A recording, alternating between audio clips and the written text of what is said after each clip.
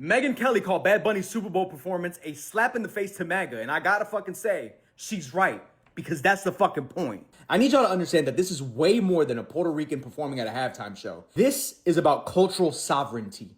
The ability of a colonized people to finally control their own narrative after generations of systematic erasure. Let me take you back for a second. In 1898, Puerto Rico finally won its independence from Spain after decades of bloodshed and resistance. And they only had 1 year, 365 days of autonomy before the United States invaded and claimed it as a colonial possession.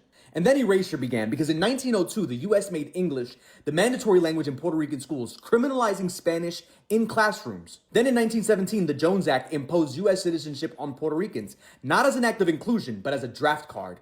They needed bodies for World War I, and Puerto Ricans became Americans by force so they could die in America's wars. Then in the 1930s and 40s, the US government launched La Operación, a mass sterilization campaign that targeted Puerto Rican women, especially poor and black Puerto Rican women. So much so that by 1968, 1/3 of Puerto Rican women of childbearing age had been sterilized. 1/3. This wasn't healthcare, it was eugenics. It was genocide dressed up as population control. They were trying to eradicate us. And after all of that, through the violence, the sterilization, linguistic erasure, the criminalization of our culture, Puerto Ricans still survived.